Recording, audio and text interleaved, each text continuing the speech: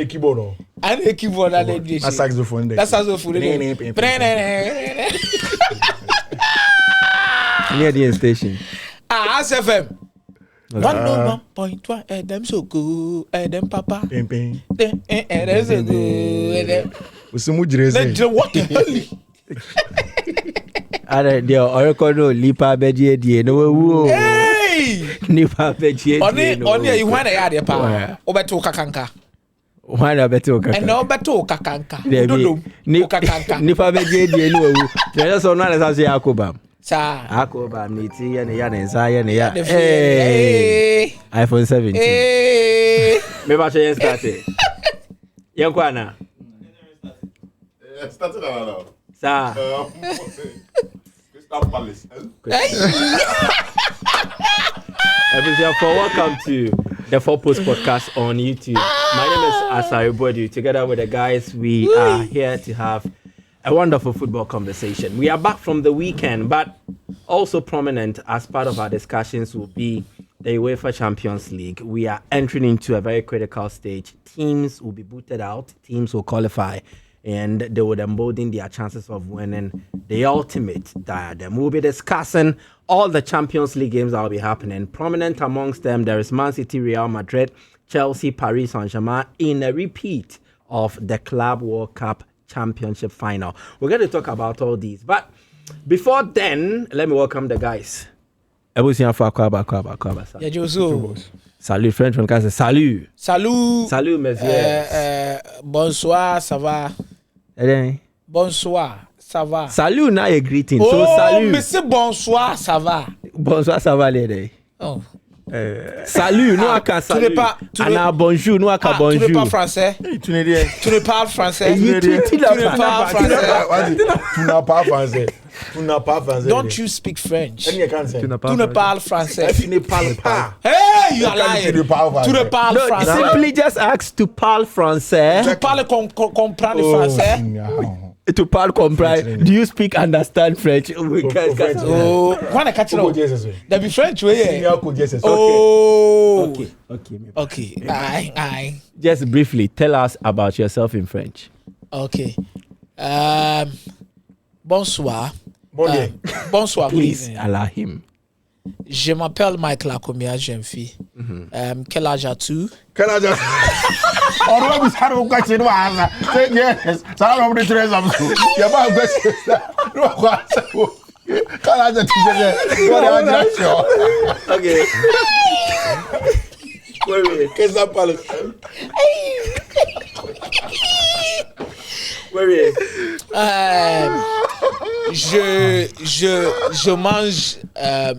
Je mange bankou okra stew.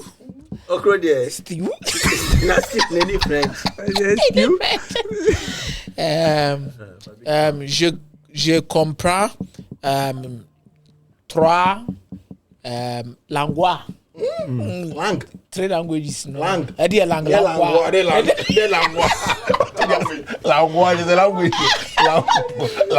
Langue. Okay, so maybe a question back up. Just answer with oui or no. Tu es célibataire? Oui. Oh, you're single? Oui. Okay. Tu es célibataire? Oui. Est-ce qu'on y a confus Morocco taxi bien mon bien ça? Oui. Introduce yourself. Je suis Fiifi Manfred. Je suis un journaliste au Ghana. Ouais. J'ai 30 ans. Et au bois. 30. 30. J'ai 30 ans. Je suis célibataire. He's single. Is he married? Mon Dieu. J'attends des cours à l'université de Kwame Nkrumah. J'ai atteint de l'accord. J'étude. L'accord, il va essayer l'accord. Akomeah Ade.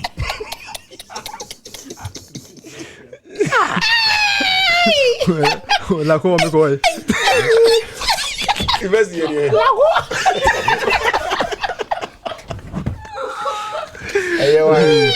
J'ai atteint l'accord. Je m'appelle Albert. But he was born on the Ivorian border. So any name. My pay Albert. Ivorian border pa. Yeah, woman. Yeah, will be what Jerusalem. Just over heaven. Yeah, we know Jerusalem and just over heaven. So, guys, let's do the trivia, shall we? So we are approaching a critical week in the Champions League, as I said. So we decided to just test your memory a bit to see how sharp it is. Just see the image on the screen. If you see it like we do, tell us the name of the player with this move. It led to a goal, actually. So tell us the name of a player and then the goal that was scored. If you can be bold enough and be very daring, tell us the match and then the occasion. But you can just give us the name of the player. But if you can be bold enough, add the match. Then the teams that were playing. You can try. Gareth Bale. I think Real Madrid versus Liverpool. Okay. Fiifi. It looks like Alejandro Garnacho. No, but Champions League that way. NABS Oruru. Sir.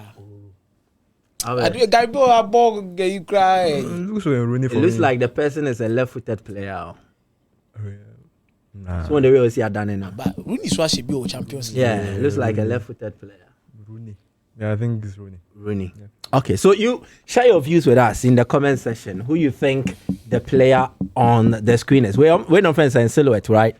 Yeah. So player bearing body silhouette now. Who was screening? So just let us know, and we'll be reading your messages and find the interesting ones. Please don't come and tell us it's Kwame Nkrumah. We beg you. Remember, can't you say Kwame Nkrumah? We are the pale anyway. But even if you comment like that, we'll laugh at it.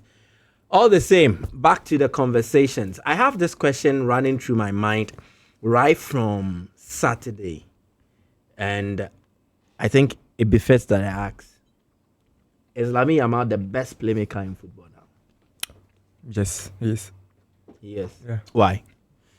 When we talk of playmaking, it comprises a lot of things.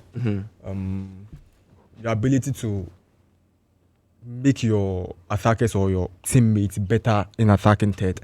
Can also talk of creating chances for your attackers to also score, and also getting a way out of tight space in difficult moments. And look at the football space right now. Cast your mind. Look through. Who comes close to Lamine Yamal when you combine all these things?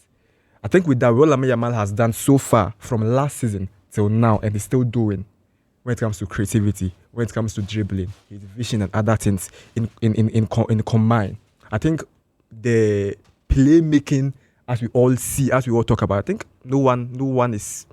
I don't say no one is close to him, but I think currently he's the best. He's the best. Yes. What is playmaking in essence? When playmaking is mentioned, what comes to mind? I think there are two basic things that comes to mind. I think creativity and I think scoring. So what should playmaking bring? It's more or less need to create chances for your players, and at the same time it needs to produce results like assist. But for football, in as much as we believe football is entertainment, I think playmaking also comes with the level of entertainment it brings along with it. Okay. So I look at the three things: entertainment, creation of chances, and assist. That is what I term about playmaking. And does Yamal take all those boxes? And do you think he's the best in the game now? I think being the best in the game now is actually debatable, because he's not the player with the most assists in Europe. Okay. He's not the player with the most chances creation in Europe. But I think for dribbling, he's up there, setting key players in the setup. For his position as the right winger, I could literally term it as he is the best right wing player in the world now, as it stands. But generally, playmaker, I think there are various number 10s that can come into the said discussion we are having now.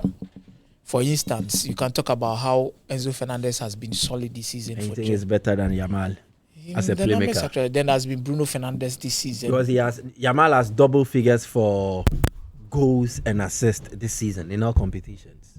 Yes, and I think players like Bruno Fernandes and co also have like double assists. And you think Bruno Fernandes is a better playmaker than Lamine Yes, of Yamal? course. Bruno Fernandes. Yes. V. How is Bruno Fernandes a better playmaker than Lamine Yamal? There is no definition. Remember I met you somebody. And I don't have I'm disputing what you said. So say your thing. And that's what I'm saying. Now they say, oh yeah, So say your thing. I said that Bruno Fernandes is not a better playmaker than Lamine Yamal. That is to you. Exactly. But did he say it to me? I'm not saying that is to you. Bruno Fernandes. No, I'm very calm now because I know my counterpart is around. No, the point is, So when he started talking, Oh, did he reference that he's speaking your mind? No, he just went straight ahead. So he said Bruno Fernandes is not a better playmaker than Lamine Yamal. He's challenging what you said, but he's speaking as Fiifi. Excusez-moi. Excusez-moi. But you're French introduction, so prepare. Okay. Why? But just what in common. There's no way Lamine Yamal is a better playmaker than. There's no way Bruno Hey, Fernandes is a Wako! better playmaker than Lamine Yamal. Akomeah, comport There's yourself. nothing that Bruno Fernandes has done this season that Lamine Yamal has not been able to do. I mean, you see, sometimes when you even talk about the raw numbers, it's there. But in the context of games I saw, it's what the numbers translate into. What does Bruno's numbers translate into? Lamine is outrightly one of the best playmakers. And I think at this point in time, in terms of form, there isn't a player off the top of my head who creates goals and scores them. And crucial ones are that. I mean, look at this one that he scored against Athletic Bilbao. Out of nothing, Pedro Gonzalez comes on, finds him, and he makes it happen. Before, against Atletico Madrid, he didn't score. But then he was at the helm of affairs. He was the one that created almost all of those balls. Those balls that find Marc Barnal and the likes. It came down to Lamine Yamal. Go back and look at other games where Barcelona have played, and particularly Lamine hasn't been on the score sheet. He has been the real guy. I mean, Manchester United fans throw the name of Bruno Fernandes around almost every time when we mention playmakers, but he's not even in the top 5 this season. So Yamal is the best playmaker in the game now. Yamal is not Kiki. Kiki. Salut. Ça va? Ça va très bien, merci. Comment tu te portes? Bien et vous? Bien. No, I know. Why are there? You're funny, sir. So introduce yourself in French. Où est ton nom? Je m'appelle Kiki Monter. J'habite à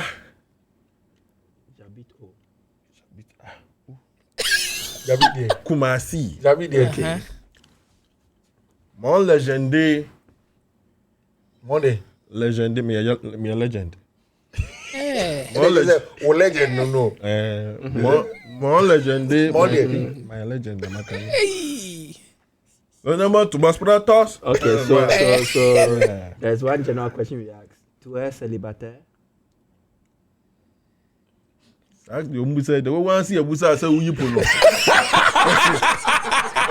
Osi we. Okay, we na go primary school. So answer oui or no. Tu es célibataire? No. You are not single. What's it? Yes, you are not single.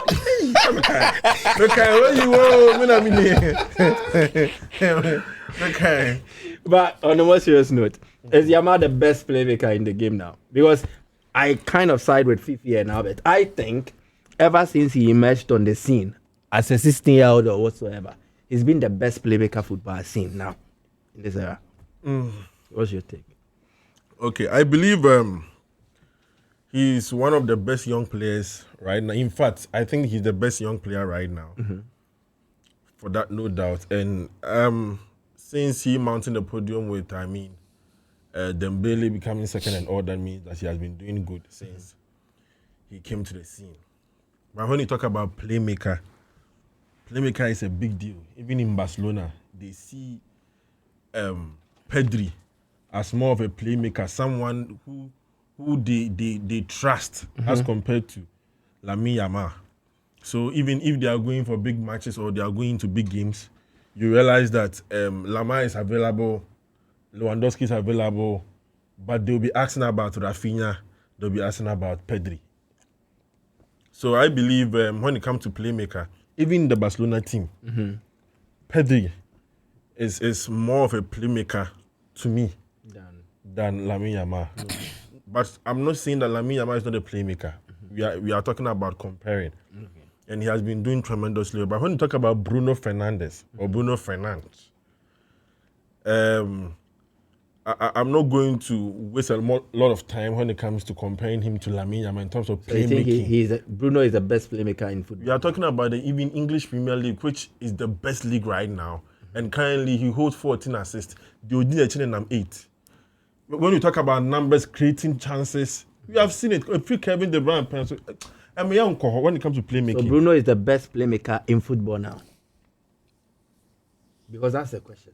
I mean, you are comparing to Lamine Yamal. No, Senior. general question. Is Lamine Yamal the best playmaker in football now? No. Who is?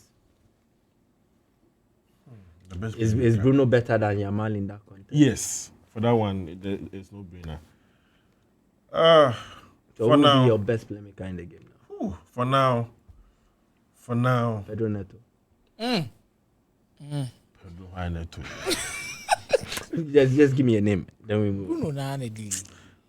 Bruno Fernandes. Yeah. The best playmaker in football now. Yes. Let me throw it to our viewers. You can also share your views on who is Lamine Yamal the best playmaker in football now. If you agree, just say yes. If you don't agree, just state your disagreement and mention who it is that is the best playmaker in football now for you. But let's veer into the conversation from that end. Yamal scored a beautiful goal for Barcelona against Bilbao to reassert their dominance at the top of the La Liga table. It's still 4 points between themselves and Real Madrid.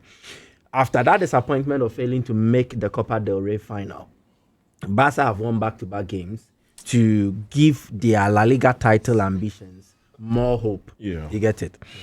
How does this translate into the Champions League clash against Newcastle United as they approach that first leg encounter? Good. So I believe psychologically it was a booster for them. You going out of the Copa del Rey meeting, Atletico Madrid, even though they did very well. Now commentators from the they did very well and they are in good spirits. So meeting Athletic Bilbao with the La Liga title at stake, and they doing that last minute by grinding that result through the Lamine Yamal goal was psychologically perfect for them. Right now, they are taking it to meet Newcastle, and meeting Newcastle at St. James obviously to be a tough game. So when you are coming there and you have a win from this difficult game at Mames, then it's a big booster for you that you did it at Mames. You can easily go there and ride on that psychological platform and do something against Newcastle. It will be an extremely difficult game, a midfield battle between the technical part of Barcelona and the rigid and bully part of Newcastle. Even though Newcastle have a little bit of technicality, we are talking about Sandro Tonali pulling strings here and there being more of a deep line playmaker and pulling the strings. But Bruno Guimaraes, will he play?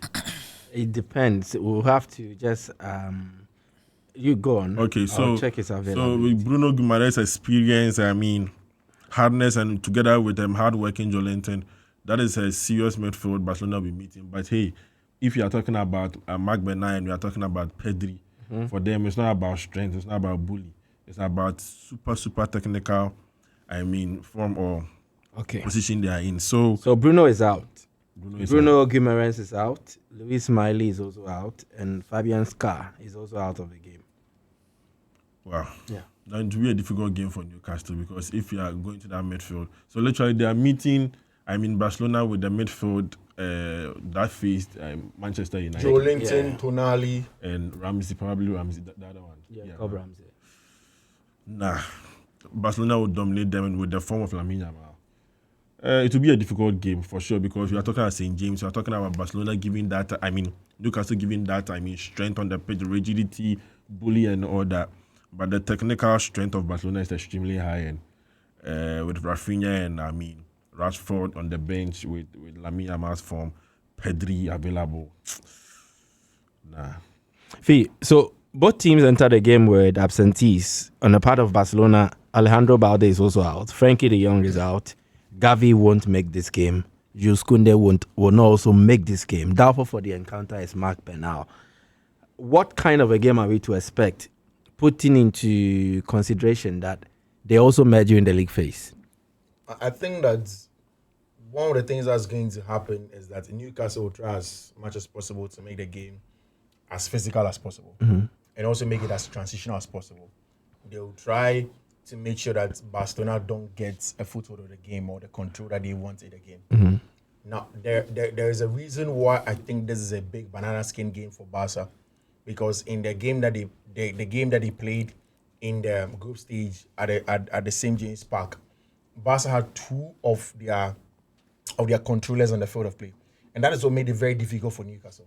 They had both Frankie de Jong and then Pedri Gonzalez on the field of play. So, in fact, if you have just even only Frankie de Jong, it's difficult for you to do him. So imagine having two of such players who are two of the best controllers, two of the best recyclers of play in possession. So it's one of the most difficult things that Barca could do. However, this is going to be a game where they are going to be without Frankie de Jong. It's Marc Bernal and then Pedri Gonzalez. Are they going to be enough to be able to control the possession? Because if Barca have the ball and they constantly get Newcastle to chase, then it means that Newcastle will not succeed in making the game, bringing the game to their turf.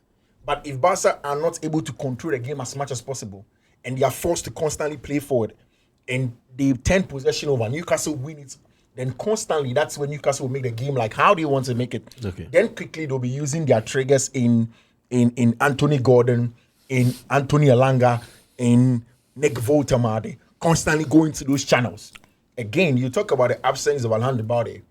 Alejandro Balde's absence means that Joao Cancelo probably goes to the left. Then you can still have Gerard Martin as a left-sided centre-back.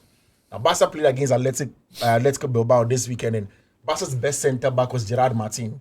Almost all of the attacks that was coming through at Barca was coming through Berenguer. And Berenguer played on that wing. He did a good job at that. Anytime Cancelo moved up, there was space in that area where he would go to go and close in. So I'm not too worried about that. The bigger problem is how can Barca stop that from happening a lot of the times? And the physicality, because if you allow constantly Newcastle to get the advantage of going into those channels and putting the crosses in for whoever is going to be in the box. And that is where their strength lies. That is where their strength lies. They're a team laden with wing attackers. Exactly. That is the pace, the power. Again, it is going to be a game where sometimes if you don't take care, you will not give Newcastle the credit for the technicality that they have. I mean, if not for nothing, Sandro Tonali is good enough in the middle of the park to calm things down for them. If not for nothing, Joe Linton is not, yes, on the level of Pedri, he's on the level of Frankie de Jong, but he's good enough a midfielder. You look at the two centre-backs that they have, the kind of goalkeeper they have, that is exactly how Newcastle will make the game look like. They will make it difficult for Football Club Barcelona. Now, this is where I think Hans-Dieter Flick accepts that the game is going to be more physical than technical. And that is why, today, if you look across every paper and outlet in Catalan, they are constantly saying that for the very first time, Ronald Araujo is going to start. Whether Araujo is going to start for Cancelo to set off, or it is going to be starting for Eric Garcia to set off, or he's going to start for Gerard Martin to set off. Or maybe play Araujo as a right back. Exactly. Cancelo left back. Exactly, so that he can have Ronald Araujo there. I think that is one of the things that he can do. He needs that physical presence.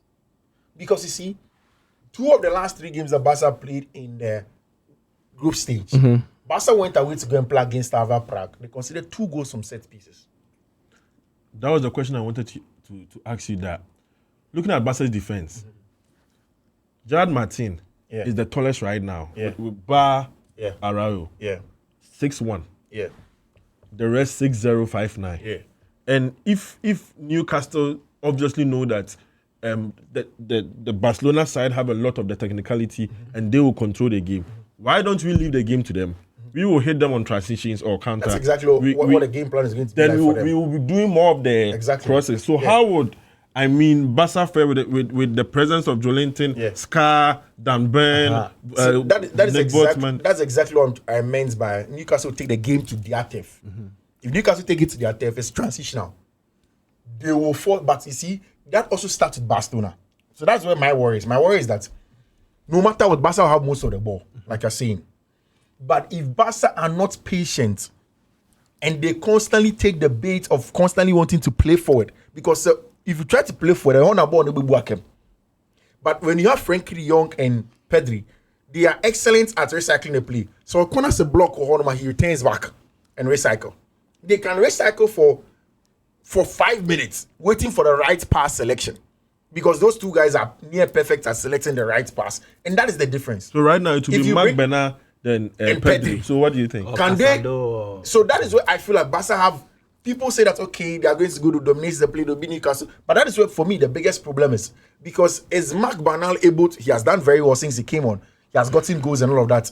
But I do not think that he'll be able to give them what Pedri and then Frankie don't give them in terms of that pass selection, in terms of that recycling of play, in terms of that retention of possession when they have to retain What about the potential midfield role for Eric Garcia and then Pedri?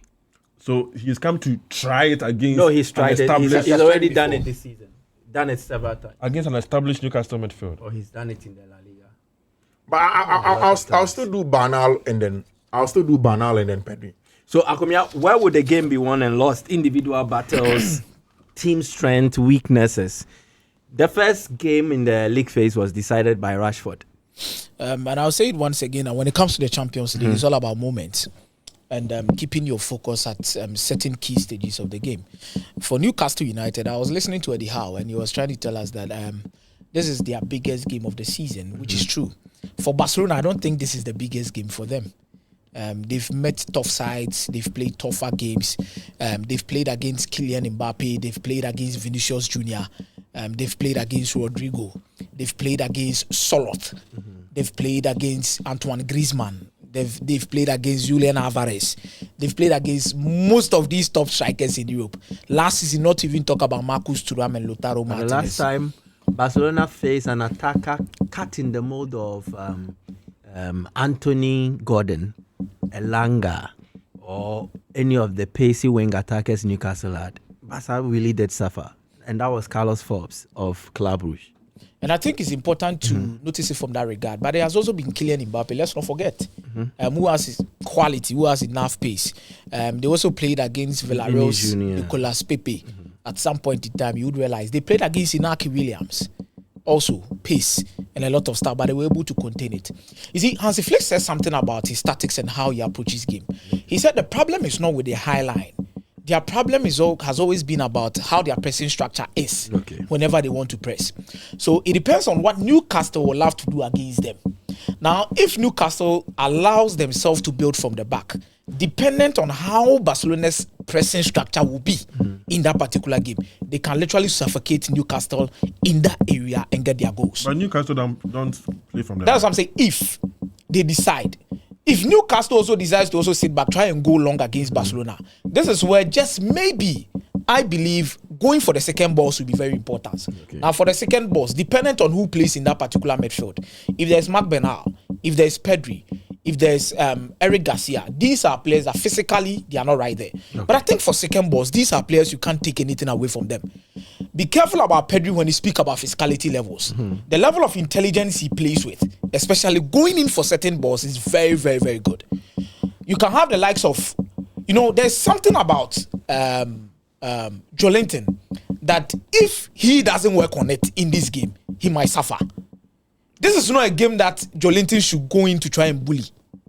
He should be part of the game, like play.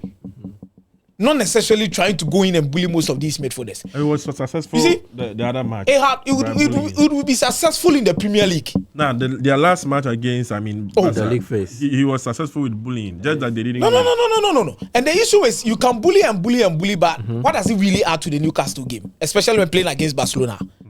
I hope you get me right. For the Premier League, you can bully and bully because it's a physically dwelling league that you need to fight here and there and get your results.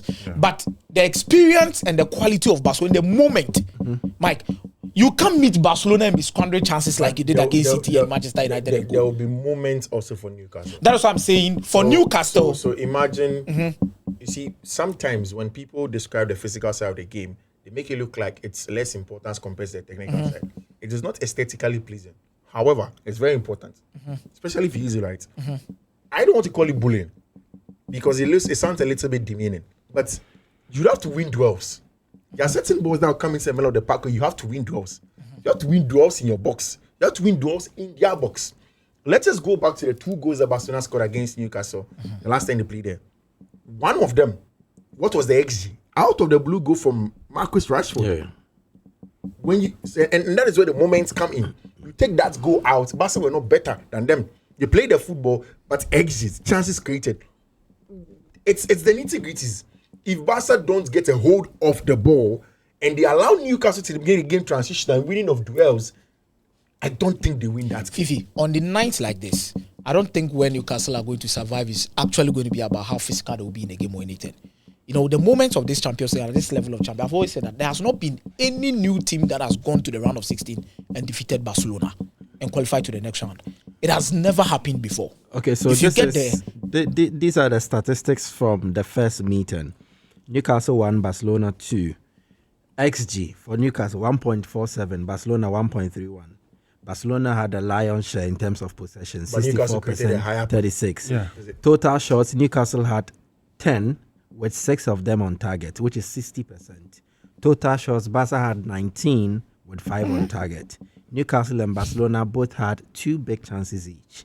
And then for corner kicks, Newcastle had 6, Barcelona had 4. So basically, in terms of the numbers that were generated for scoring, the metrics, Newcastle were slightly better than Barcelona. So if Newcastle even decides to go long, then they'll have to use a player like Voltemade. Yeah, obviously. Okay, Voltemade, hold that play, link up with Anthony Elanga, and then Anthony Gordon.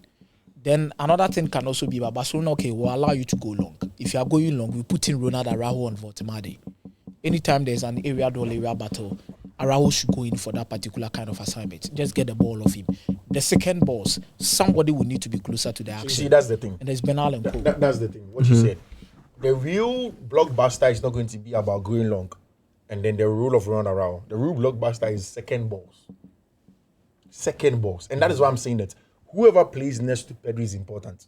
If it's Frankie de Jong, usually if it were Frankie de Jong, Frankie de Jong will stay, then Pedri does the marauding. And Pedri is very good. You mentioned something that we should not underestimate Pedri when it comes to the physicality. This is true because Pedri actually works harder than a lot of people think. It's diminutive. By the time you realize you're stealing the ball, most ball and he's gone, Barcelona, which is very, very important for him. But the absence of Frankie and bringing in Bernal doesn't allow Pedri to do that job. No. That is where the problem is. Else, when you ask me, when you go long, I don't even think that Newcastle will go long most of the times to Voltemade. They'll go long to the channels. Yeah. They'll go to Gordon and Elanga. True.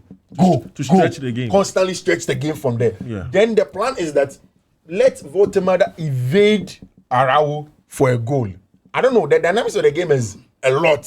Very. That is what makes me feel like I'm licking my lips as a neutral. Yeah. I will put my money on Newcastle. Of course, me, I will do this. Because if I put my money on Barcelona. I'm making a lot of money. I can understand if Akomeah put his money on Barcelona. Let me and let's not underrate the quality of a player like Marcus Rashford in such fixtures. I am going through the probable 11 for the two teams on UEFA's website. So Newcastle will have Ramsdale in the goalpost because Pope has been very erratic of late. Kieran Trippier right back, Malik Chow and Dan Burn central defense, Lewis Hall will play as a left back. In midfield, they'll have Jacob Ramsey, Tonali, Joelinton, if this goes according to plan. In attack, they will go with 3 wing attackers in Anthony Elanga, Anthony Gordon, and then Harvey Barnes. So it means Voltemade would have to settle for a spot on the bench per this probable lineup. Players who will miss the second leg if they get a caution, Dan Burn, Joelinton. So this would also have an impact on how they play though. Barcelona, there is Juan Garcia, Eric Garcia as right back, Pau Kubasi, Gerard Martin as a central defenders, and Joao Cancelo as a left back. Pedri, Marc Casado in the middle. Lamine Yamal, Fermin Lopez, and Rafinha leading the attack, and Robert Lewandowski as the target man up front. Out of this game, Balde, Christensen, De Jong, Gavi, Koundé. And then misses next match if booked. Casado, Fermin Lopez, Gerard Martin, and Lamine Yamal. So let me take your predictions. Let's move to the other. I think game. Barcelona next this one, like 2-1. 2-1. Fee. I think Newcastle, slightly. Newcastle will win. Yeah, slightly. Kiki. 2-1 Newcastle win. 2-1 Newcastle win. Then in Spain, Madrid found a way to win. It was a game everybody expected them to lose, but they proved why they are Real Madrid in the closing stages. Oh, please. It came from Oh, Federico Valverde. Winning worse and we prove Abeloa. Yo, please, that was the Well, more prove reason it. why this is not Madrid. That performance was more reason why that was not Madrid. Madrid the bonnet yams No, so Abeloa. I'm coming. So the point is, looking at the difficulties that they were faced or confronted with, and then being able to turn adversity into positivity. And yeah, papa. Yeah, the papa, but the way we used to, they proved to be Real Madrid. They proved why they are Real Madrid. In they are working up. in their worst moment of turbulence, they found a way. But Mike, that was such a bad performance for Madrid. No, you see, in that game, I think if you ask any Madrid fan to trade between performing well and then the 3 points, they would have chosen the 3 points. Mike, you know that sometimes there are times where you get a 3 points and you're like, it doesn't matter. Yes, exactly. And it's the same. But you see, Because look at the players that were out injured. again, from I think from for the any Getafe team. from the Getafe game to this one, it's consistent. I think they were just lucky to get that goal from Federico Valverde. Again, you make your own luck. If they hadn't prepared for that opportunity, then we'll not be here talking about luck. Well, because okay. others also get such opportunities. But And Madrid, they spend it. but again, it's about the sustainability of it. And with this form, do you think Madrid will be able to catch Barcelona? Anything is possible. No, do you think they'll be able to catch them? Anything is possible. Will they be able to catch them you see, in your books? I don't want to go back to. I've already said that Madrid cannot win the La Liga. So if I answer you and say I think they can catch, it means Then it means that they will not be able to catch. No, the point I'm making here is this. This is a team that were nailed in a very difficult situation. Then they remove the nail, they are free. What new? They had to win at all costs against Celta Vigo. Imagine if they had lost or they had failed to win. Look at how the discussions would have been prior to the Man City game.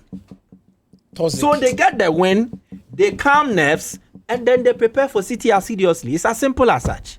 I think that was a very good win for Real Madrid. Simple. Very good Especially, win. the reason why I'm Good saying win. it was a very good win is Celta Vigo was literally coming into this game on the back of 5 games that they have not tasted a single defeat. I think 1 draw, then 4 wins. Yeah, unbeaten run. On a very good run. As compared to Real Madrid, who had won like 2 or 3 games, lost 2 coming into this particular fixture, which includes even some Champions League games. For the two sides, how Celta Vigo played against the big sides in the league, we all know.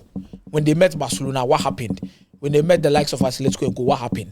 And playing at home, they were literally in a huge kind of position to make sure that they make Real Madrid suffer at the end of the day. And they beat Madrid in the You first see, round, Fee, right? where Real Madrid finds themselves now, I actually believe in one thing that is working for them: individual brilliance and the big boys stepping up for them whenever things become difficult. So will it become an important factor of their game against Manchester City? Playing against a team like Manchester City, you see, now for the Champions League, Manchester City have actually graduated. They are not the Manchester City we used to know them when they had not won the UEFA Champions League. For now, they've become something like a household name in the last 5 years when it comes to the Champions League. Semis, quarters, final, winning it. Semis, quarters. You understand how they've been playing. So every phase of the competition, they've accustomed themselves to be able to play against any kind of opponent that comes in. For Madrid, if they think that the name Madrid, individual brilliance, will be able to turn the tide against Manchester City, that is a big lie. Now, you need not only have to get your best players to have a good day against Man City. Tactically, you need to be able to match Manchester City. Boot for boot. That is why I think Abeloa will fall short against Manchester City. Tactically. Mike, and here, you know, the likes of Vinicius will get their moment. Tchouaméni, Valverde, just once in a while. But I think in the context of who will have the game under control, The holistic. and understand and know how to control even the opponent without the ball, is going to be about Manchester City. And the likes of Antoine Semenyo, Bernardo Silva, Erling Haaland, even from the bench, Jeremy Doku. And I've seen something about Manchester City, how they set up their team. In the Premier League, it's about Erling Haaland and Antoine Semenyo. In the FA Cup and Champions League games, it's Omar Mamouche and Erling Haaland.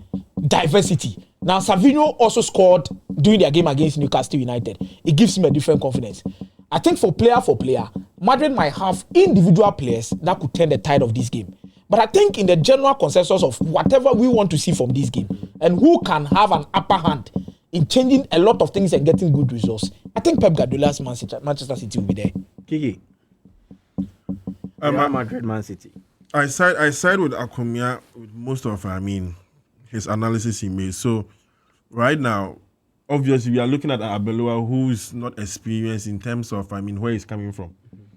It's quite fortunate for him that he was able to meet up with this kind of opportunity when it got to his turn. At normal circumstances, we should be talking about Raul Gonzalez. So he's not highly experienced in terms of his position he's in. He got his license, I think, 6 months ago prior to the appointment. So he's not that experienced when it comes to managing a big side. And you are coming to meet, if not the greatest, one of the greatest managers of all time. And you having injuries is a big deal. You are losing your key players and you are meeting Manchester City, who in the last 5-6 years has been doing extremely well in the Champions League. Currently, in form, we are talking about Man City has a lot of form or better form as compared to Real Madrid. Okay. But when it comes to Champions League, we always say one thing. It's about the spirit. And sometimes you can look at the team, if they're a little bit tactically good and they are having some good form, then you can make games for spirit. Mm-hmm. But when you are very down and you are meeting a team that is high in terms of form and tacticality, your spiritness or your defense with spirit becomes very low. So I believe Madrid has the spirit. Obviously, you are talking about a cathedral when it comes to Champions League. But see, they can never beat Manchester City. Is City better than Madrid at present? Yes. In terms of Man City and away. Are they better than Madrid? Yes. Currently? Yes. Really? In all aspects, yes. Like what Akomeah was saying, they have some individual players that are world class that can change a game at any time, any point in time. But even with that one, we are talking about only one player currently in that team, Vinicius Junior. Okay. Valverde? Yes, he can change a game, but Many looks to be on a very good run, winning back-to-back MVPs. And in a game like this, the midfield dominance and control will be very important. I don't think all these players. And Madrid is going to dominate who? The midfield not of Manchester dominate, City.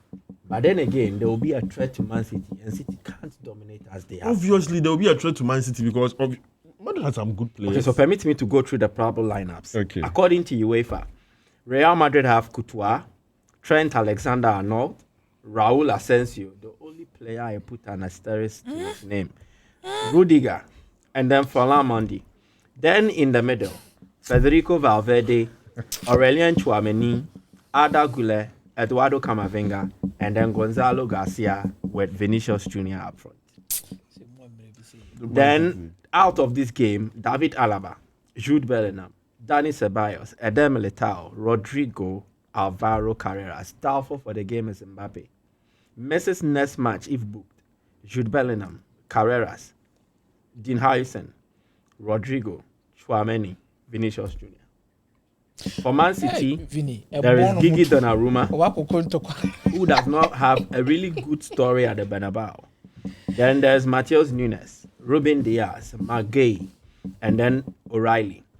Midfield, Rodri, Bernardo Silva, Ryan Cherki, Omar Mamouche, Doku, and then Erling Haaland. These are the players likely to start for Man City. Messi's next match if booked. Gay, O'Reilly, Savinho. Wrap up for me, let me get to Fiifi. A 3-1 win for Man City. At the Santiago Bernabeu. Yeah. Where would this game be won Both or teams lost? score. And is Madrid facing City at the wrong time? Yes. Madrid are meeting City at a very, very bad time. But also, if anybody would do any form of analysis and say that, when we are playing the Champions League, it's the pedigree, and Barca are playing against Newcastle, you need to be aware of them. Then it's the same story for Madrid when they play against Manchester City. Mm-hmm. Because Madrid love this competition. They know how to play. In fact, there are reports from Marca that the Madrid players have had a meeting and they've told themselves that this is the only competition they have now. Mm-hmm. They essentially have given up on the Spanish La Liga, but when it comes to the Champions League, they feel like they can do something. In fact, the good thing with Madrid is that when they play at home against Manchester City, they get the best results. When they play at home, regardless of the form that they have been in, they tend to get the job done when they play against Manchester City, when they are home in the Spanish La Liga. I think that this is a game that is going to be lost and won on two fronts. One, Vinicius Junior's, in fact, Man City's ability to stop Vinicius Junior's wide threat from happening? How do we going to deal with it? Again, also, when we speak about how Man City are going to deal with the game, one of the biggest threats is going to be about how Antoine Semenyo is going to affect the game from out wide. Because he's going to be an outlet for them. Just so Erling Haaland becomes the extra decoy that they have in the box, was going to be very important. But first off, it's about how Man City will stop Vinicius Junior, because we've seen in the last few games that anytime Vinicius Junior plays at home and the fans are behind him, he tends to love those things on the left-hand side. He constantly comes from that area and wants to hurt you. So whoever is a right fullback for Football Club Real Madrid, maybe it's going to be Ryan Ain't-Nori, or it's going to be now he has decided to play.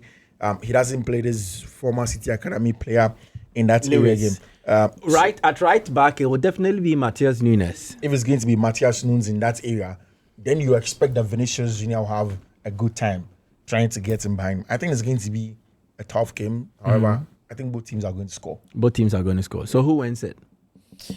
Or Both teams score. Overall, Man City qualify, but I don't know who wins tomorrow night. Akomeah? I think both teams to score. Man City will qualify overall. Man City will qualify. And I think the two teams also met in the league phase, right? Yeah. And City won that game. Yeah. So let's see what happens. Then there is another clash. Paris Saint-Germain against Chelsea. So it looks like almost all the games that we are seeing in the knockout phase is a repeat or a revenge mission. Hell, Paris. So Madrid, City, repeat or revenge. Newcastle, Barcelona, repeat or revenge. Then PSG-Chelsea, repeat or revenge. But this time it is Liam Rosinia. Rosinia was in the French Ligue 1 with Strasbourg, so he knows PSG very well. How much of an advantage would that play in how Chelsea prepares for this game, Fiifi? I think that there's going to be some advantage. And In terms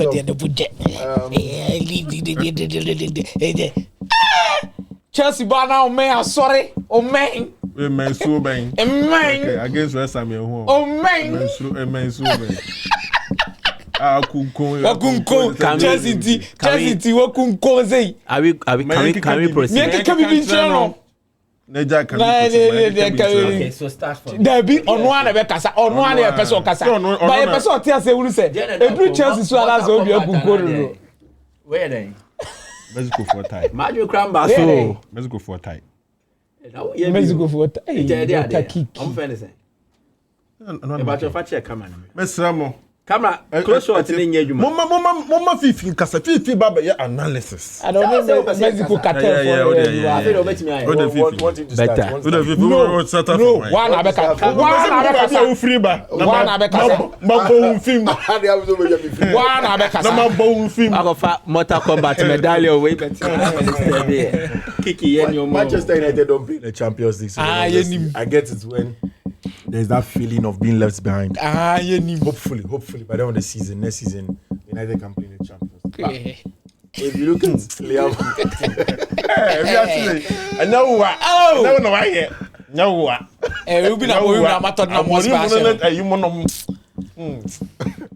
But Mike, you asked if Chelsea are going to get an advantage to an extent, because psychologically they feel like it's a league face by man you be that. It is like your mom can be crazy.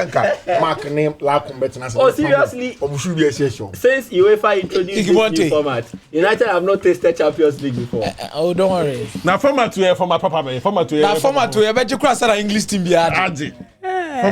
Format to United bet just our English team be added. You move on. Format do. What crowd will you be more?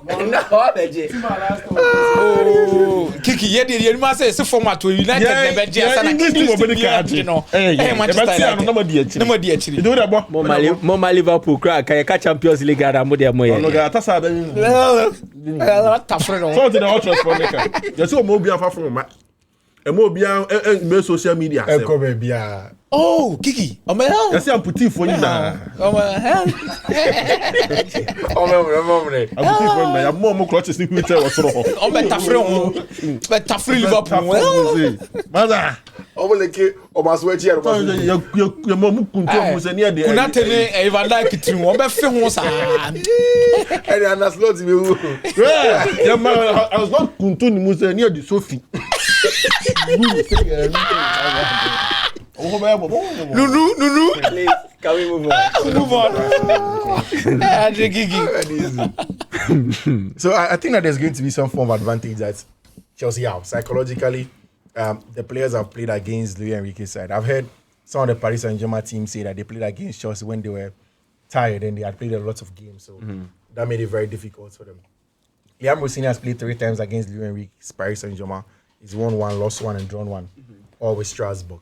I think this game is going to come down to how Chelsea can replicate the dominance that they have in the middle of the park and how confident they can be, how dominant they can be. In fact, if you look at the history and statistics and the games that they've played in the last few times, Chelsea have not managed to win when they go away from Paris Saint-Germain. When they go away to the Parc des Princes, they struggle to win in such games. But when it comes to their return and be able to get a job, and in all the 3 times that they played against Paris Saint-Germain have qualified in the Champions League. So Chelsea don't have good record when they play against Paris Saint-Germain. But I think that Paris Saint-Germain are meeting Chelsea at a not so good time. Now over the weekend, Chelsea. No, PSG. PSG, they are not meeting Chelsea at a good time because PSG are in a bad run of form. They struggle to win games. Can we say inconsistent? Yeah, Because bad. Inconsistent, of course. I mean, that is okay. I mean, if you compare it to Chelsea, yes. Also, I've seen some of the Paris media say that Monaco's coach has showed Chelsea how to beat Paris Saint-Germain, but that did not happen. Enzo Maresca showed the world how to beat them. And everybody that has beaten Luis Enrique's side this season has used that same template. Very dominant physical midfield that prevents them from having the ball in the control that they want to play. Be aggressive in terms of dual winning ability. And of course, the extra man who will stretch them. Because Paris Saint-Germain are obsessed with their fullbacks marauding. Going up, going calm, Nuno Mendes, Achraf Hakimi and the like. If you're able to pick pockets, those spaces, then that will be good. Again, those rotational ability that Chelsea have is able to bring the best out of João Pedro and then Cole Palmer in the half spaces for them to hit Paris Saint-Germain. It's not going to be easy because, again, the game will come down to how clinical you can be. If Paris Saint-Germain get their chance and they take them, you remember in that Club World Cup final, the first big chance of the game fell to Paris Saint-Germain. Yeah. They probably had buried that, so it would have been a different story. But the big worry for me is that if you look at how Liam Rossini used Philippe Jorgensen in the game against Aston Villa, he used him to be part of the press. And I have the feeling that he was preparing for that game against Paris Saint-Germain with that same style, to add Philippe Jorgensen as part of the build-up, to be the extra man. Because Robert Sanchez is a little bit erratic on the ball. He doesn't want to take such chances. I mean, it makes it very exciting for both teams. But I think slightly, Paris Saint-Germain don't lose this game at home. But I think that overall, Chelsea for the very first time will qualify against Paris Saint-Germain. So, probable lineups for Paris Saint-Germain: Safonov, goalpost; Achraf Hakimi as a right back; Marquinhos, William Pacho as the central defenders; Nuno Mendes will play as a left back; Warren Zaire Emery, Vitinha, João Neves in the middle; Desiree Doué, Ousmane Dembele, Bradley Barcola as the 3 leading attackers. On the part of Chelsea, Philippe Jorgensen, goalpost; Reece James as a right back; Trevor Chalobah, Wesley Fofana as the central defenders; Marc Cucurella as the left back; Moises Caicedo, Andre Santos in the middle; Cole Palmer playing on the right, and Enzo Fernandez as the central attacking midfielder; Pedro Neto on the left; João Pedro as the attacker from the central areas. And then for those who missed the next match, if they are booked, Enzo Fernandez, Andre Santos. On the part of PSG, it's just Nuno Mendes. So that's how things look like for PSG Chelsea. Kiki. It will be a tough game. It will be a very tough game. Do you see any weakness in this PSG team? Yes, their defense. Their defense. Just like Chelsea, their defense too. But we always talk about squad depth. Chelsea's squad depth is not depth. Really? The interval between the regulars and those who come from the bench to either influence the game in a positive way is too wide. It is if Kuku, Reece James are not playing, you could see the difference is too wide. But as Fee said, PSG too is not in a good, run of form, or like you said, inconsistent right now. But that doesn't change the fact that they are not quality. Okay. They have a good squad and they are very quality. So, right now, I'm looking at it from this angle that both of them have defense leaking. Who will control their chances better and who will control their midfield and take their chances wins the game. Okay. So right now it's more of 60-40. 60 for PSG, 40 for Chelsea. The 60 is as a result of Luis Enrique meeting Liam. And I'm believing that his experience and his know-how will overcome Liam. But that is the only reason why I'm adding 10 to this. That's the same thing people said when Enzo Maresca went there. We'll show you again. The same thing. Experience, Luis Enrique, the players there, if you almost see a Rihanna ball, you are sort of. I mean, Castle Liam to me, a bit much because that guy, tactically, a bit much and he's always ready to learn. But I'm saying right now on paper, that is Luis Enrique factor until I'm 60-40. Okay. But the game can go either way because kind of no form ABB. But PSG right now, Chelsea can do something about it and they can get something out of it. So do you see both teams scoring? Yes, for that one, it's a sure banker. And it will be over 2.5. Over 2.5. Akomeah. Difficult game, repeat or revenge. I think Paris Saint-Germain comes into this game with a lot of anger, especially what happened during the Club World Cup. But I think if they are not able to control their emotions, they will be overwhelmed. Chelsea might literally also play on their emotions and use it against them. For Chelsea, I don't think they are flawless. And the absence of a player like Liverpool, looking at his impact in that final against Paris Saint-Germain, will be felt. Chalobah and Fofana, interesting to see how both of them cope with the press of Paris Saint-Germain, who drops deep. Reece James, is he going to be part of that midfield? And Malo Gusto will be playing from the wings. If you are Rosinia, are you starting James in the middle? Or? Yes, I'm starting James in the middle. You have to use the same template. I'm starting James in the middle because he offers physicality. He offers James in the middle. He offers a level of out wide. Malo Gusto out wide, a level of technical quality. Gusto goes. Palmer comes in. But I think for Luis Enrique at home, Paris Saint-Germain will find a way to beat Chelsea. If they are not able to beat Chelsea by a 2-goal margin, they are not qualifying to the next round. So you want PSG to beat Chelsea? I didn't say I want. I said if they are not able to beat Chelsea. Which side do you want to qualify? I want Chelsea to qualify. Okay. All right. So let's do the other games and then the predictions. So we start with the Wednesday games. We've already predicted Real Madrid, Man City, right? Yes. PSG-Chelsea, we've done it. Yeah. So Boadu versus Sporting CP. Is this where reality sets in? Bodo's level is portrayed. Bodo will beat Sporting CP in Norway. Yo. Sporting will qualify in Portugal, but Bodo will beat Sporting CP. If Bodo beats them there, they won't qualify. Bodo will beat them. Bodo will beat Sporting They don't CP. qualify. So Bodo, Sporting CP. Bodo Glimt. Bodo. That's for tomorrow. No, Wednesday. Wednesday. I'm going to start with the Wednesday game. Both team to score. Double chance Sporting. But both team to score. That one is. And we at Bodo. Yeah. Bodo or draw. I want to be Bodo or draw. I want to be Then there is Bayer Leverkusen, Arsenal. Arsenal are targeting 4 trophies this season. double chance Leverkusen. Double chance. Leverkusen. Arsenal will qualify at the Emirates. Leverkusen to win is 6 point something odds. Double chance Leverkusen. Arsenal will qualify at the Emirates. Okay. Kiki. Win for Arsenal. Arsenal winning over 1.5. Then on Tuesday, Galatasaray Liverpool. Hey, Gala! Obviously, even disability for Omnova to Omere. Sure. You see, I'm more clutches. There's some fun so you're creating maybe I'm some from walking. So there's an interesting story. Welcome to hell. Galatasaray versus Liverpool. Galatasaray have won their last 4 home matches against Liverpool. Hey. 1-0 in 2025, 3-0 in 2011, 3-2 in 2006, 2-1 in 2003. The only time Liverpool did not lose was in 2002, where the game ended in a 2-2, 1-1 draw. 2002. 1-1 draw. That time we. Mike, me Gala team with you. There are 2 players in the Mumma team. No, I see. Say they are going to suffer against Real Madrid. Davidson says, "What's on?"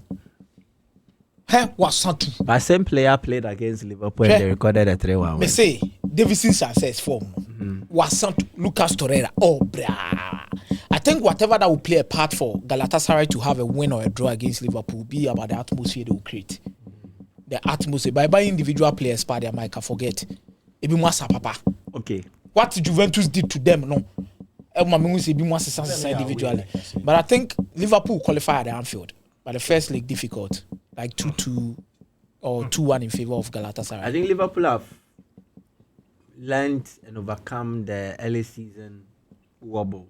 Yes, especially in the Champions League. They went to the San Siro to beat Inter Milan against odds. They've recorded some very good away performances after the early struggles they went through. I tape Liverpool will beat Galatasaray in Turkey. No, Gala double chance. But that's Gala my win. prediction. Gala win. Then Atlanta Bayern Munich. Harry Kane is back fit. He's training. He missed a weekend game due to an ankle issue. Bayern but he's winning back. over 1.5. Bayern force na men ko mu wen hin. Bayern winning over When na 1.5. fitire sa. So Bayern win. Bayern winning Then- over 1.5. Atletico Madrid, Tottenham Hotspur. Atletico Madrid winning over 2.5. Masa. Hey, but Mike, Better from. Mike, but me who are they be? Hey, this week, I got to know they were a assessing very good test to assess the La Liga and the Premier League. Newcastle position CSA will league. The Tottenham position CSA will league. And they are meeting teams in the top 3 of the La Liga. What's that? Week wait there. Integrity week for No, La but Liga. for Spurs, I don't expect much from them, especially under Tudor. I have integrity week for La Liga. They play listless football, lacking spirit, Fiifi. and it looks Almost like 16 finish they are 15 just one step before away going from self-detonating. Eee. That is for Spurs, and I go Tudor. I don't trust them one bit. I go to Don anyway. No, I don't Hey, trust but them. Mike, now almost 16 finish 15 for 4 we look at No, I don't trust them. I don't trust them. Yes, they have a good run in the Champions League, blah blah blah. But I don't trust them under Tudor. I think when he came, he decided to give tough love, speak tough. Hey. Then it will trigger some reaction Tudor say from if the you are not players. part of But it has had an hey. anticlimactic effect. Now the players seem very down, and they don't look like they are willing to put their bodies on the line for the manager. You don't see that Na from Tudor the the whole demeanor. line no so say. Exactly. So What's what when you see no one World Cup. so I think I won't be surprised if Tudor is sacked, and then Spurs make another managerial change. But I think won't at be the surprised. at the Atletico Madrid, so Julian Alvarez, all of these guys, They'll punish them. they'll punish them. All right, so we are winding down the conversation, but I want to ask this: can Arsenal do the quadruple? Can Yeah, can they do it? Can they do it? Yes. Can But Arsenal do the probability, quadruple? yeah. Okay, so if you are rating out of 100%, what are the odds